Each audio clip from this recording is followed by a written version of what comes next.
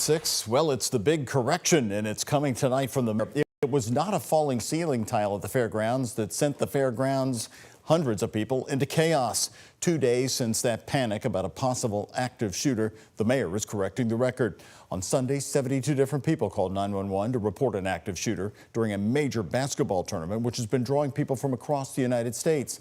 WHAS 11's Isaiah Kim Martinez is following up tonight, talking today with an Elizabethtown man who was there on Sunday with his daughter.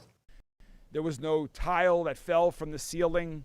There was no one that was injured. The Louisville mayor is making a correction 2 days after a false active shooter call sent hundreds running for cover at the Run for Roses youth basketball tournament. Previously, LMPD had told us they thought a ceiling tile fell from inside the Kentucky Expo Center. I've got a ton of people running out of the sky bridge. Police said it hit a chair, making a loud noise and causing panic. But Greenberg says that's not what happened. That was not accurate information. And so the chief is aware. I'm not quite sure why that information was put out as a fact, but that did not happen. That happened at another basketball tournament years ago that the tournament organizers were talking about when they had experienced a similar situation before. So I'm not sure why that happened. I'm sorry that happened.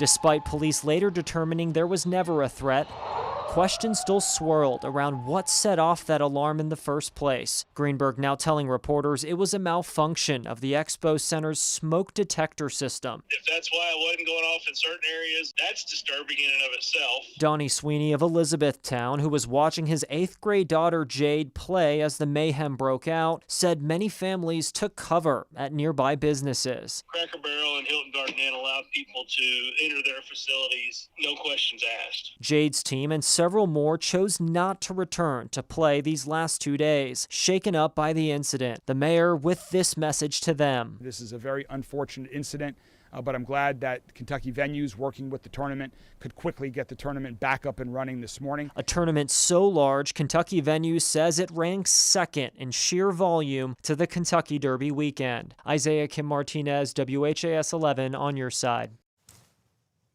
Now, Metro Police Chief Paul Humphrey is backing his officers and releasing a statement today about all this, saying it's frustrating that active shooter incidents happen so often in our country that a moment of confusion can cause this kind of chaos. The chief saying, quote, "It breaks my heart to see families in fear of such senseless violence and should not be in the norm in America.